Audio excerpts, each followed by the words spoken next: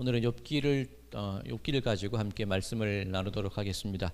욥이라는 의로운 사람이 있습니다. 우리 아시듯이 오늘 우리 읽은 내용에도 나와 있죠. 하루는 이 하나님과 천사들이 함께 있는데 사탄도 그 자리에 있었다 그래요. 하나님께서 이 욥이 참 이렇게 뿌듯하셨나 봐요. 온전하고 하나님을 경외하고 악에서 떠날 정말 괜찮은 사람이지 않냐? 그렇게 얘기를 하니까 사탄이 도발을 하는 겁니다. 아니, 다 이유가 있겠지요. 하나님이 재산도 주시고 자녀도 주시고 잘 살게 해주시니 그러지 않겠습니까? 그러자 하나님께서 욥을 시험할 것을 허락을 하십니다. 그 목숨만 건드리지 말고 그의 것을 한번 건드려봐라, 허락을 하시는 거죠. 그래서 이 한날에 욥의 재산, 가축, 그리고 심지어 욥의 자녀들까지 한날에 다 모든 것을 잃어버리는 그런 큰 재난을 당하게 됩니다. 그래도 욥은 하나님을 욕하지 아니하고 주신 분도 여호와시요 거두시는 분도 여호와시니 여호와를 찬양하리로다. 그렇게 얘기를 하지요. 참 대단한 믿음입니다. 사탄이 또 얘기를 하는 거죠. 그 몸을 한번 쳐보십시오. 가죽으로 가죽을 바꾼다. 다 이유가 있지 않겠습니까? 사람이 무언가를 바꿀 때 이유가 있으니까 그 생명을 한번, 그 건강을 한번 쳐보십시다. 하나님이 또 허락을 하시지요. 그래도 욥은 끝까지 그의 믿음을 지키는 그런 모습을 지니고 있습니다. 자, 오늘 이 본문 속에 이 욥의 아내가 차라리 하나님을 욕하고 죽으라. 이 아내가 참 이 악한 여인으로 묘사되는 것 같은데, 이 셉투아진트라고 해서 히브리어 성경을 헬라어로 번역한 그 번역본들을 보면 번역본에 따라서 이 아내의 그 어떤 마음이 잘 나타나 있는 그런 번역도 있습니다. 자녀를 다 잃었죠, 그죠? 이 7 아들과 3 딸을 한날 한시에 잃었습니다. 가진 것이 모두 한꺼번에 사라졌습니다. 그 남편이 아프지요. 그 셉투아진트 역본에 보면 그 부인이 그런 얘기를 해요. 내가 우리 가정의 어떤 경제를 책임져야 되고 나가서 일을 해야 되고, 이 당시 여성들이 사회에서 사회생활한다는 것이 보통 어렵지 않거든요. 그 모든 것을 책임지고 어렵게 살아가는 겁니다. 그 와중에서 차라리 하나님을 욕하고 죽으라 그렇게 얘기를 하는 겁니다. 이렇게 악하게 얘기하는 게 아니라 조금 다른 의미의 번역본도 있어요. 그 얼마나 삶이 힘들었을까, 아팠을까, 오죽하면 그런 얘기를 했을까, 좀 마음이 좀 이렇게 짠해지는 그런 번역본도 있습니다. 어쨌건 간에 이 욥은 이렇게 믿음을 지키게 됩니다. 욥의 결론이 어떤 결론입니까? 믿음을 지켰더니 하나님이 다시 자녀도 주시고 재산도 채워주셨다. 그렇게 욥기가 끝이 납니다. 그런데 이 욥기를 읽을 때 좀 뭔가 개운치가 않아요. 견디고 이기면 하나님은 뺏어가시기도 하고 채워주시기도 하는 그런 분인가? 자녀를 잃은 10자녀를 잃은 그 부모의 아픔, 그것을 어떻게 할 것인가? 우리 그런 의문들을 가지거든요. 그러면서 더불어 하는 얘기가 이 욥기를 바라보면서 하나님은 과연 저기로운 분이실까? 착한 사람은 왜 고난을 당할까? 그런 질문들을 하곤 합니다. 그런데 욥기를 바라보면서 또 던지는 그런 질문이 실제적인 우리들의 삶의 얘기거든요. 우리들의 삶 속에서도 야, 저 사람은 법 없어도 살 사람이야? 그런 사람이 고난을 당하기도 하고, 저 정말 나쁜 사람인데 그 사람이 잘 사는 그런 모습을 보기도 합니다. 도무지 이해가 가지 않아요. 이게 공평한 세상입니까? 그런 의문들을 한 번쯤은 다 던져보셨을 겁니다. 그렇다면 이 욥기가 말하고자 하는 것이 어떤 일일까? 우리들의 얼마 지나지 않았습니다만 이유 없이, 그죠, 사람을, 여학생을, 아버지의 약을 사러 가는 학생을 칼로 찔러 죽인 이야기들도 뉴스에 나오거든요. 어떤 인간의 악마적인 그런 부분들, 그 얘기들, 아무런 이유 없이 희생당하는 이야기가 우리들 삶 속에 실제로 있단 말이에요. 과연 하나님은 정의로우신가? 이런 일이 왜 일어나는가? 이 욥기의 이야기는 오래전 이야기가 아니라 어쩌면 오늘을 살아가는 우리들의 이야기일 수도 있습니다. 자, 그런데 이 욥기를 읽으면서 우리가 의문을 던지고 물음표를 붙이는 까닭이 어디에 있냐면 욥기 1장 1절에 우리 그 이유가 있습니다. 우스 땅에 욥이라 불리는 사람이 있었는데 그 사람은 온전하고 정직하여 하나님을 경외하며 악에서 떠난 자더라. 어떻게 보면 인간이 지닐 수 있는 최고의 선을 지닌 그런 사람의 한 모형입니다. 온전하다는 것, 완전하다는 의미는 아니죠. 하나님의 완전을 향하여 내 삶을 맞춘 거를 온전이라고 표현할 수 있을 겁니다. 우리들의 마음속에 이 욥은 온전한 사람이에요. 정말 의롭고 선한 사람인데 그 가정에서 시작을 하니까, 그 전제에서 시작을 하니까 그런 사람이 왜 고통을 당해야 돼? 그런 사람이 왜 이렇게 힘겨워야 돼? 그런 질문을 던지는 겁니다. 자, 이런 얘기들은 잠깐 덮어놓고 욥기 전체의 이야기들을 한번 쭉 살펴보면서 욥이 우리들에게 주고자 하는, 하나님이 주시는 지혜와 교훈이 무엇이 있을까 한번 생각해 보도록 하겠습니다. 자, 이 욥의 모습, 이 욥기 2장까지는 주신 분도 여호와시요 거룩하신 분도 여호와시고 복을 주시는 분도 하나님이시고 화를 주시는 분도 하나님이시다, 그런 모습을 지니고 갑니다. 그런데 3장부터는 욥의 모습이 완전히 바뀌어 버려요. 자, 2장 말미에 욥의 세 친구가 먼 곳에서부터 찾아옵니다. 이 욥의 모습을 보니까, 몰골을 보니까 알아보지도 못해요. 이 피부병이 너무나 심하고 그 꼴이 너무나도 험해서 알아보지도 못합니다. 그래서 너무나 깜짝 놀라서 옷을 찢고 죄를 뒤집어 쓰고 7일 밤낮을 욥 옆에서 그냥 가만히 있어요. 아무 말도 못하는 거예요. 너무나 기가 차니까 어떤 말도 못하고 위로도 하지 못하고 그저 같이 있는 겁니다. 그런데 이 7일이 지났을 때 욥기 3장에 들어가서 욥이 갑자기 자기가 태어난 날을 저주를 하기 시작합니다. 차라리 내가 어머니 뱃속에서 죽었으면 좋았을 텐데, 어머니가 잉태하시는 날 내가 왜 살아남았을까? 내가 생기지 않았으면 차라리 좋았을 텐데, 그런 얘기를 합니다. 내 존재에 대한 부정은 나를 낳게 하신 부모님에 대한 부정이고, 더 나아가서는 나의 생명을 있게 하신 창조주 하나님에 대한 부정이거든요. 우리 성도님들 예전에 철없을 때 엄마 나 이럴 거면 왜 낳았어? 그런 얘기 해보신 적 있으십니까? 이게 얼마나 그 부모님의 마음에 못을 박는 그런 얘기입니까? 정말 불효스러운 얘기죠. 욥이 그런 얘기를 하는 거예요. 왜 날 낳았었어? 하나님 왜 이렇게 고생할 거라면 왜 나를 낳게 하셨어? 자, 욥의 그 얘기가 있은 이후부터 욥의 친구들이 욥을 추궁하기 시작합니다. 네가 무슨 이유가 있겠지? 네가 죄를 저지르는 게 있으니까 그런 걸 당하는 거 아니야? 회개해. 네가 아무리 선한다고 하지만 네가 아니라면 네 자식들이라도 잘못을 저지르지 않았겠어? 어떻게 네가 하나님 앞에 그럴 수 있니? 너의 죄를 찾아봐. 욥의 친구들이 자꾸 그런 얘기를 해요. 그래서 욥도 처음에는 그렇게 의로운 모습을 지니다가 점점점 그 모습이 변해갑니다. 그래, 나는 선한 사람이었는데 설사 그렇다 쳐, 내가 나쁘다 쳐, 하나님이 그런데 나한테 이렇게까지 하실 필요가 있을까? 내가 하나님 앞에 갈 수만 있다면 한번 따져 묻고 싶어. 그렇게 얘기가 진행이 됩니다. 욥기 거의 대부분의 모습이 친구들과 욥의 그런 대화예요. 네가 잘못했잖아. 이유가 있을 거야. 내가 무슨 잘못을 했어? 한번 따져보고 싶어? 그런 이야기들로 욥기의 대부분이 채워져 있습니다. 자, 우리가 그동안 욥기를 읽으면서 혹은 설교를 통해서 이 친구들의 태도에 대해서 지적하는 설교를 참 많이 합니다. 저도 그런 설교를 하기도 했고요. 자, 이 욥의 친구들, 인과응보라 그러죠.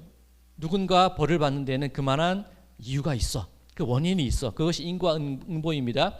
그런데 그 인과응보의 자세를 가지고 누군가를 책망하는 일을 하지 말라. 그것이 보통 설교의 내용입니다. 소 잃고 외양간 고친다. 그 외양간이 뭐 부서졌던, 도둑이 들었건 소를 잃은 이유를 찾아서, 원인을 찾아서 고쳐야 되는 게 맞습니다. 그죠? 인과응보, 원인을 찾고 그에 대한 결과를 만들어 나가는 것이 맞습니다. 그런데 재난을 당한 사람들을 향하여서 그 사람들을 조롱하고 그 사람들을 비난하기 위해서 인과응보의 이야기를 사용하는 경우가 너무나 많아요. 지금은 조금 덜해졌다고는 하지만 아직도 어떤 성적인 폭행을 당한 피해자를 향해서 우리가 흔히 하는 말이 있죠. 예전에는 정말 많이 했습니다. 네가 그런 옷을 그렇게 입고 다니니까 그 일을 당한 거야. 행실이 어땠길래 그랬어. 네가 잘못했잖아. 그죠? 분명히 피해자고 아픔을 당한 사람인데 그렇게 그들을 책망했던 때가 분명히 있었습니다. 지금도 그런 목소리들이 있어요. 그리고 얼마 지나지 않았죠. 이태원에서의 많은 생명들이 죽었을 때 왜 거기에 갔어? 거기에 그 밤에 갔으니까 그런 일을 당한 것이 아니야? 그런 책망을 합니다. 물론 뭐 여러 가지 이유가 있겠지만 그 재난과 죽임을 당한 분들 앞에서 할 얘기는 아닌 것 같아요. 그죠? 인과응보에 따른 그런 지적을 하는 것, 비난하는 것, 조롱하는 것 하지 말아야 된다. 그것이 욥기를 통해서 많은 분들이 설교하는 그런 내용이었습니다. 자, 이 사탄의 마음이에요.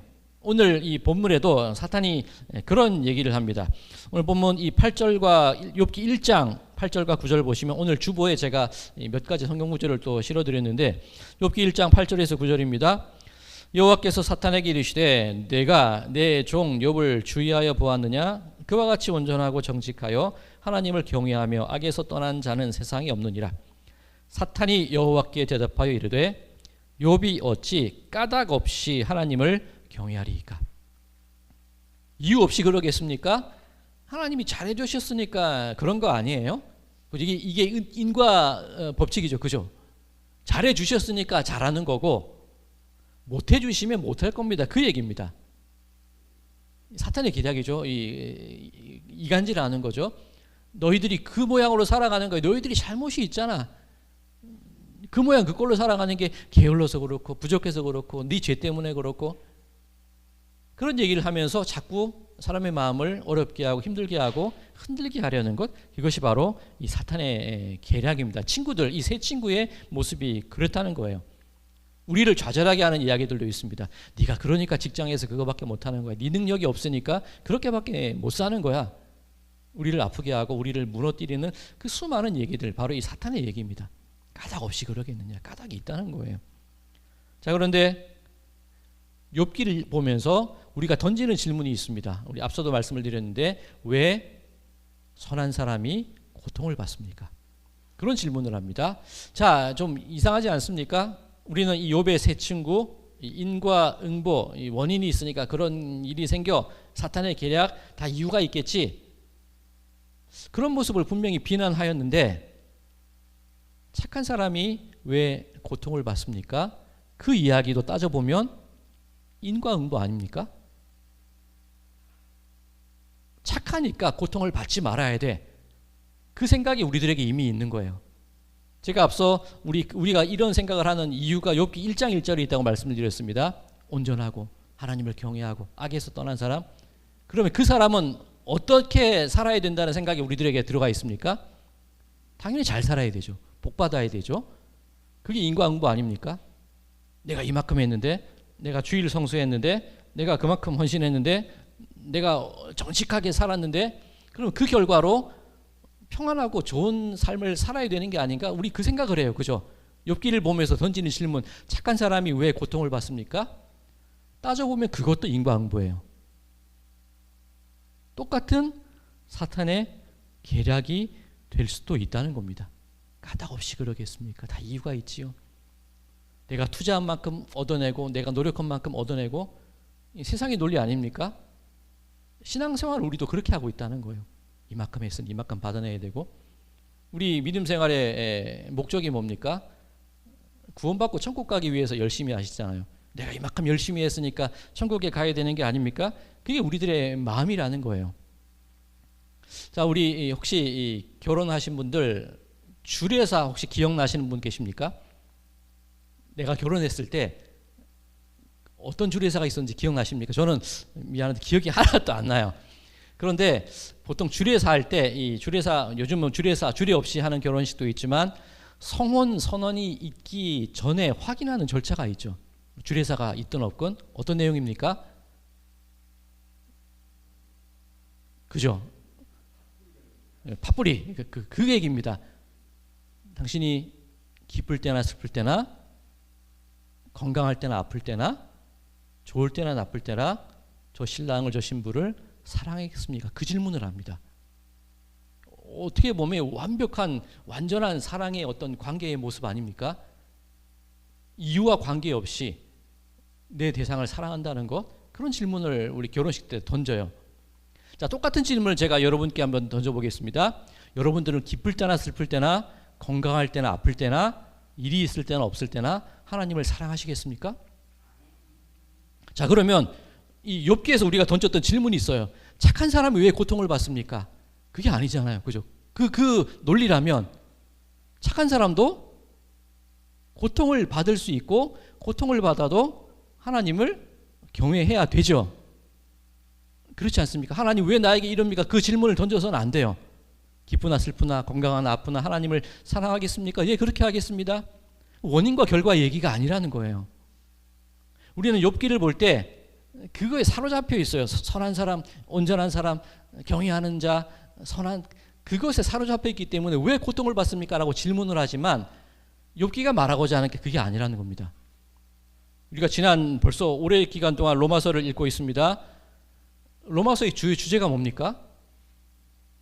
하나님이 우리를 구원하신 데 이유가 있었습니까?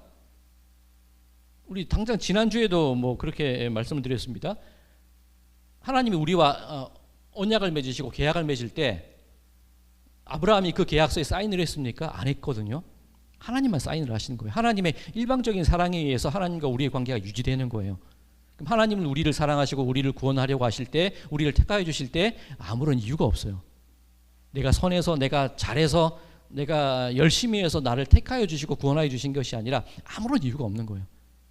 그죠? 전적인 하나님의 의지와 하나님의 구원을 하고자 하는 그 마음을 가지고 우리를 구원하시는 것, 이것이 하나님의 마음이라는 겁니다. 로마서의 얘기가 그거예요. 그럼 우리가 욥기를 볼 때 선하고 잘 살고 악하면 고통받고 그런 구조로 욥기를 보아서는 안 된다는 얘기입니다. 욥기를 다르게 봐야 된다는 겁니다. 자, 사탄의 계략에 대한 이야기가 나왔습니다. 우리 오늘 준비해드린 자료를 보시면 성경에 나와 있는 사탄이 제일 처음 부린 계략이 어떤 계략입니까? 선악과를 먹으라는 그 얘기입니다. 이 창세기 3장 4절에서 5절 말씀인데 제가 읽을게요. 뱀이 여자에게 이르되 너희가 결코 죽지 아니하리라. 너희가 그것을 먹는 날에는 너희 눈이 밝아져 하나님과 같이 되어 선악을 알 줄 하나님이 아심이니라. 어떤 의미입니까? 야, 먹어, 괜찮아.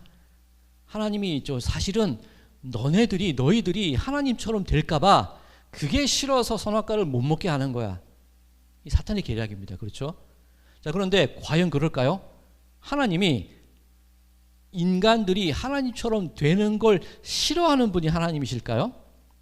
자, 또 준비해드린 자료 한번 보시면 창세기 1장 26절에서 28절 하나님이 모든 만물을 창조하신 이후에 하신 말씀입니다. 28절만 제가 읽겠습니다. 창세기 1장 28절입니다. 하나님이 그들에게 복을 주시며 하나님이 그들에게 이르시되 생육하고 번성하여 땅에 충만하라. 땅을 정복하라. 바다의 물고기와 하늘의 새와 땅에 움직이는 모든 생물을 다스리라 하시니라. 자, 이 구절이 잘못 이해돼서 많은 제국주의들이 정복하고 폭력적으로 세상을 정복하고 다스리는 일이 있었습니다만 원래의 의미는 무엇입니까? 하나님께서 당신의 어떤 권위와 어떤 행하실 일을 인간들에게 위임해 주시는 거예요. 세상을 다스리는 분이 누구시죠? 하나님이 세상을 다스리십니다. 그런데 지금 창세기 1장 28절에서 하나님이 인간더러 우리더러 뭐라고 말씀하십니까? 땅을 정복하고 모든 생물을 다스리라는 거예요. 그 얘기는 무슨 얘기입니까? 하나님이 하셔야 될 일을 우리 인간에게 위임해 주셨다는 거예요. 사탄의 계략은 야, 하나님이 너 하나님처럼 될까봐 저 못 먹게 하는 거야, 그렇게 말을 하지만 하나님의 마음은 하나님처럼 되라고 우리를 만드신 거예요. 그렇죠? 다스리라고 그러셨잖아요. 하나님이 하실 일을 우리에게 맡겨주시는 거예요. 하나님이 우리를 창조하실 때 나처럼 되라고 하나님 형상대로 우리를 빚어주셨고 나처럼 되라고 하나님의 숨결을 우리에게 불어넣어 주신 거예요. 그럼 하나님의 창조의 목적은 하나님처럼 살아가라고 우리를 만드셨다는 겁니다. 그것을 사탄이 깨닫지 못하도록 바꾸는 게 사탄의 계략이었어요. 드라마에 그런 모습들 나오지 않습니까? 대기업 CEO, 대기업 사장님이 아버지가 있는데 이 자식이 좀 시원찮아요. 근데 아버지의 마음은 어떻습니까? 얘가 좀 시원찮아도 어쨌든 내 이 사업을 내 자식에게 물려주고 싶은 마음이 있잖아요. 근데 주변에서 뭐라고 합니까? 자꾸 거드는 사람들이 야, 네가 죽 서서 개줘. 너 그러다가 너 사장 자리 뺏긴다? 아버지와 아들 사이 이간질하는 게 드라마의 그런 모습들 아닙니까? 그래서 괜히 자식이 아버지에 대해 불만을 가지고 아버지를 밀어내려고 하고 대적을 만들어서 그들을 막 폭력을 가하는 그런 드라마가 있지 않습니까? 하나님의 모습이 그거예요. 못난 자식이라도 우리를 통하여서 당신의 모습이 닮아가고 만들어가기를 원하는 게 하나님의 마음이라는 거예요. 그걸 못하게 하는 게 사탄의 계략이고 그로 말미암아 이 땅 가운데 들어온 게 죄입니다. 하나님과 관계가 끊어진 것, 하나님의 마음과 하나님의 형상을 잃어버린 것, 세상에 있는 모든 악마적인 인간의 모습들, 그런 많은 범죄들 왜 그렇습니까? 하나님의 형상을 잃어버렸기 때문에. 아버지처럼 닮은 것이 우리들의 모습이어야 되는데 아버지를 안 닮아서 그런 일이 일어나고 있는 거예요. 자, 그렇다면 하나님이 우리를 창조하신 그 목적 그대로 살아가는 것이 우리들의 모습이어야 되고, 사실은 욥기가 말하고자 하는 내용이 바로 그 내용입니다. 자, 욥기 1장 2장까지 욥은 하나님께 믿음을 지키는 얘기가 나오고, 욥기 3장에서 37장까지 욥과 세 친구의 대화들이 나옵니다. 회개해, 내가 하나님 앞에 의롭잖아, 난 따져보고 싶어, 그런 얘기들이 나오다가 욥기 38장에 들어가서 하나님께서 대답을 하십니다. 그런데 이 사람들이 던진 질문에 대한 대답을 하시는 게 아니에요. 하나님 왜 나를 이렇게 아프게 하시고 왜 고통스럽게 하시고 왜 이렇게 하셨습니까? 그 대답을 하시는 게 아니라 하나님은 이 욥기 38장에 이르러서 다른 얘기를 하세요. 욥기 38장 1절에서 4절까지만 제가 읽어드리겠습니다. 그때에 여호와께서 폭풍우 가운데에서 욥에게 말씀하여 이르시되, 무지한 말로 생각을 어둡게 하는 자가 누구냐? 너는 대장부처럼 허리를 묶고 내가 네게 묻는 것을 대답할지니라. 내가 땅에 기초를 놓을 때에 네가 어디 있었느냐? 내가 깨달아 알았거든 말할지니라. 그 후로 하나님 계속 하시는 말씀이 무엇이냐면, 네가 이 들염소가, 들나귀가, 저 독수리들이 어떻게 새끼를 낳고 어떻게 살아가고 네가 이해하냐? 하마와 악어들이 살아가는데 네가 그 힘과 그 용맹스러운 그것들을 네 힘대로 제어할 수 있느냐? 하나님이 그런 질문을 하세요. 왜 나에게 고통을 주십니까? 그 욥의 질문에 대답하지 않고 하나님이 창조의 얘기를 하시는 거예요. 내가 하늘 구름 창고를 만들 때, 비를 내릴 때 넌 어디 있었니? 그런 얘기를 하시는 겁니다. 꼭 이 동문서답 하시는 것 같아요. 자, 그러면 하나님께서 왜 창조 얘기를 하십니까? 기를 죽이려고 그러나요? 나는 전능한 신이니까 내 마음대로 할 수 있어? 그렇게 욥기를 이해하시는 분도 있습니다만, 하나님 왜 그렇게 갑자기 창조 얘기를 하실까요? 자, 오늘 이 경배와 찬양 몇 장 찬송을 했습니까? 찬송가 64장을 했거든요. 64장 한번 펼쳐보실까요? 보통 그 찬송가가 있을 때 그 가사를 이해하기 위한 어떤 주제 성경 구절이 찬송가에 기록이 되어 있거든요. 자, 64장 어떤 성구가 이 64장을 이해하는 주제 구절로 되어 있습니까? 욥기 38장이에요. 하나님이 욥을 향하여 내가 저 구름 창고를 만들고 저 생물들을 만들고 그럴 때 네가 어디 있었니? 그 말씀이 기본이 되는 게 64장입니다. 그런데 우리가 이 찬송가 64장을 부르면서 하나님이 천지 창조를 하셨으니까 내가 기가 죽어, 그런 의미로 이 64장을 부릅니까? 아니잖아요. 그죠? 이 하나님의 웅장하신 그 천지 창조의 모습으로 우리를 기죽이려고 하시는 것이 아니라 64장을 찬양할 때 우리 마음이 어떻습니까? 기뻐하며 경배하세 영광의 주 하나님. 천지를 창조하시고 만물을 창조하신 하나님의 위대하심과 우리를 이렇게 살게 하신 하나님의 그 은혜를 기쁘게 찬양하는 게 64장 아닙니까? 그러면 하나님께서 욥에게 창조의 이야기를 하신 까닭이 무엇이냐? 기죽이려는 것이 아니라 창조의 목적을 한번 생각해 보자는 거예요. 내가 저 들나귀와 들염소와 독수리들과 악어와 하마들이 있을 때 너는 뭘 했니? 그런데 욥을 그 피조물과 비교하진 않아요. 피조물과 구분된 존재로서의 욥의 모습을 하나님이 강조를 하신단 말이에요. 오늘 시편 8편 말씀을 제가 주보에 함께 실어드렸습니다. 정말 아름다운 시입니다. 우리 시편 8편 말씀 우리 함께 읽어볼까요? 시편 8편 전 부분을 우리 함께 읽어보겠습니다. 여호와 우리 주여, 주의 이름이 온 땅에 어찌 그리 아름다운지요. 주의 영광이 하늘을 덮었나이다. 주의 대적으로 말미암아 어린아이들과 젖먹이들의 입으로 권능을 세우심이요, 이는 원수들과 보복자들을 잠잠하게 하려 하심이니이다. 주의 손가락으로 만드신 주의 하늘과 주께서 베풀어 두신 달과 별들을 내가 보오니, 사람이 무엇이기에 주께서 그를 생각하시며 인자가 무엇이기에 주께서 그를 돌보시나이까. 그를 하나님보다 조금 못하게 하시고 영화와 존귀로 관을 씌우셨나이다. 주의 손으로 만드신 것을 다스리게 하시고 만물을 그의 발 아래에 두셨으니 곧 모든 소와 양과 들짐승이며 공중의 새와 바다의 물고기와 바닷길에 다니는 것이니이다. 여호와 우리 주여, 주의 이름이 온 땅에 어찌 그리 아름다운지요. 아름다운 찬양 아닙니까? 여호와 우리 주여, 주의 이름이 온 땅에 어찌 그리 아름다운지요. 우리를 하나님보다 조금 못하게 지으셨대요. 하나님의 그 모습을 주셨다는 거예요. 왜? 다스리라는 거잖아요. 우리를 영화롭게 하셨대요. 물론 대적들이 있을 수 있습니다. 그런데 어린 아이들과 젖먹이들의 입으로 권능을 세우셔서 그 대적을 무찌르게 하셨다는 거예요. 하나님의 그 권위와 권능을 우리에게 위임해 주신 거예요. 욥에게 하시는 말씀이 바로 이 얘기입니다. 네가 선하니까 복 받고 나쁜 짓 하니까 벌 받고 이 문제가 아니라 하나님의 창조의 섭리는 이유 없어. 창조하시는데 이유가 있습니까? 우리를 그렇게 지으신 데 이유가 있으실까요? 자, 오늘 우리 성찬식을 합니다. 이 성찬의 자리에 우리를 초청하시는데 이유가 있어서 우리가 초청이 됩니까?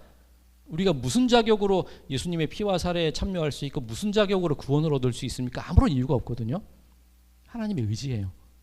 내가 너희들을 그렇게 창조했어. 그런 존재로 만들었어. 그렇게 다스리라고 만들었어. 이게 하나님의 우리를 향한 창조의 목적이라는 겁니다. 욥기를 통해서 우리에게 들려주시려는 말씀이 바로 그거라는 거예요.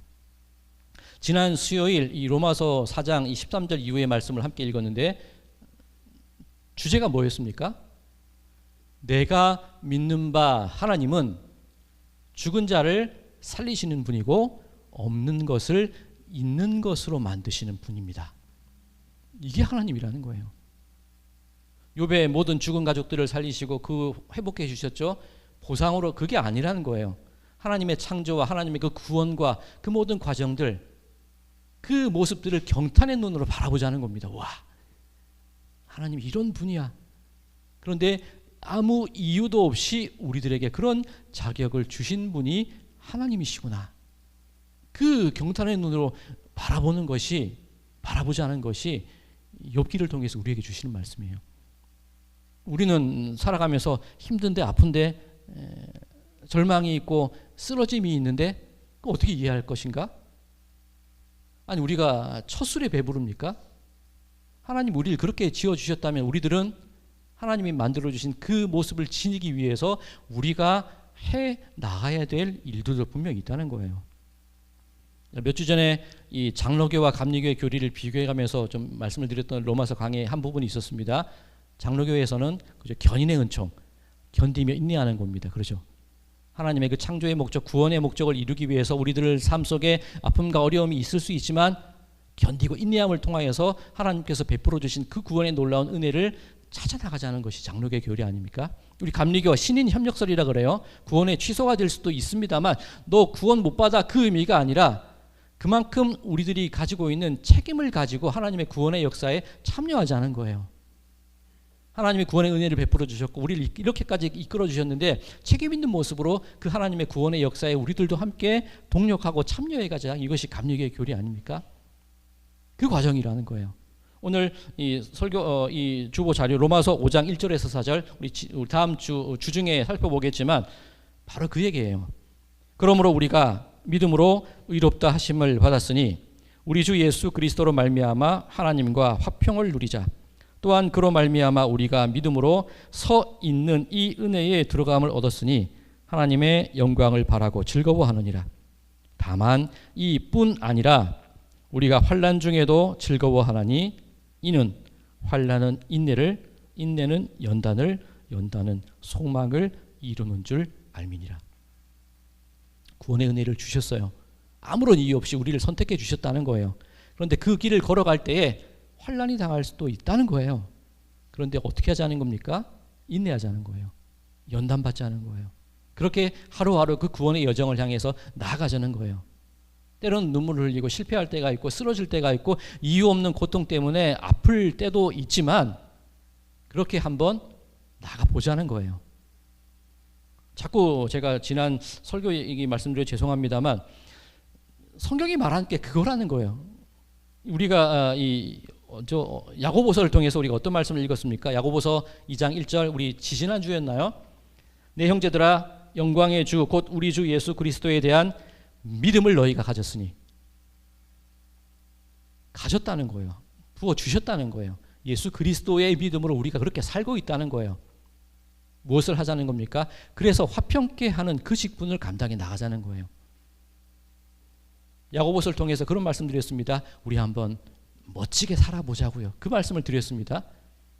믿음을 지닌 자의, 하나님이 구원해 주신 자의 그 감격을 가지고, 그 모습을 가지고, 그 수준을 가지고 한번 멋지게 살아가 봅시다. 그게 야고보서의 말이고 그게 성경이 우리를 통하여 주시는 그 말씀이에요. 자, 세상에 두 가지 관점이 있을 수 있을 겁니다. 너희들은 죄인이야. 너희들이 그러니 그 모양 그 꼴로 그렇게밖에 있을 수밖에 없는 거야. 그 시선으로 우리를 바라보는 것과 우리는 하나님께서 당신의 의지와 당신의 목적과 당신의 믿음을 가지고 우리를 이렇게 만들어 주신 거야. 함께 다스리게 하기 위해서 믿음을 주셨고 화평케 하는 직분을 주셨고 그 길을 걸어갈 때 힘든 일도 있을 수 있지만 한번 인내하고 연단해 나가봅시다. 실패할 수도 있지만 그래 한번 해봅시다. 자, 이런 시선이 있습니다. 어떤 시선이 우리들로 하여금 살아가는 힘을 주는, 용기를 주는 말씀이 되겠습니까? 욥기가 바로 그런 말씀이라는 거예요. 내가 창조했어. 너희들에게 그 힘을 주었어. 그러니 그 마음 가지고 한번 살아가 보자. 이것이 욥기를 통해서 하나님께서 우리에게 주시는 말씀입니다. 욥기 42장 5절과 6절, 욥이 하나님의 그 마음을 이제 알아가기 시작을 하는 겁니다. 욥기 42장 5절 6절 제가 읽겠습니다. 내가 주께 대하여 귀로 듣기만 하였사오나 이제는 눈으로 주를 배움나이다. 그러므로 내가 스스로 거두어드리고 티끌과 제 가운데에서 회개하나이다. 귀로 듣기만 하였사오나 이제 눈으로 주를 배웁니다. 그동안 이렇게 알아왔는데 이제야 하나님 앞에 내가 하나님의 그 모습을 바라봅니다. 하나님의 그 영광을 알게 됐습니다. 욥의 회개는 내가 부족하고 연약하고 물론 그런 회개도 있어야 되겠습니다만 이 모양 이 꼴로 하나님 앞에 나가는 거 그 회개가 아니라는 거예요. 내가 이제 하나님의 얼굴을 뵙습니다. 눈으로 봅니다. 하나님의 뜻이 무엇인지 이제 알았습니다. 이제 하나님의 그 뜻 가운데 저를 맡깁니다. 이게 욥의 회개예요. 성경이 말하는 회개의 가장 근본적인 것은 무엇이냐면 하나님의 언약 안으로 다시금 들어가는 것이 회개의 목적입니다. 그렇게 살자는 겁니다. 사랑하는 성도 여러분들, 우리는 이 화평케 하는 식탁에 초대된 사람들입니다. 아무런 이유가 없어요. 하나님의 은혜고 은총이라는 겁니다.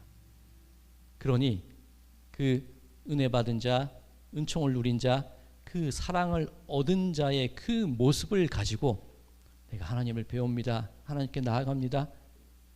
그렇게 하루하루 성장해 나고 하루하루 인내해 나가고 하루하루 연단 받아 가면서 하나님의 그 창조의 목적과 섭리에 맞는 삶을 살아가야 되지 않겠습니까? 오늘 제목 까닭 없이 두 가지 의미를 가지고 있어요. 사탄은 우리를 넘어뜨립니다. 너희들이 까닭 없이 그러겠어? 너희들의 죄 때문에 그렇게밖에 살 수 없는 거야? 조금 더 열심히 해봐. 열심히 안 하니까 그렇게밖에 못 사는 거지? 이게 사탄이 말하는 까닭 없이라면 하나님은 우리에게 내가 너희를 까닭 없이 구원하여 주었어. 까닭 없이 그 은혜를 베풀었고 까닭 없이 내 모습과 내 숨결을 주었어. 그러니 그 모습 가지고 한번 살아보자.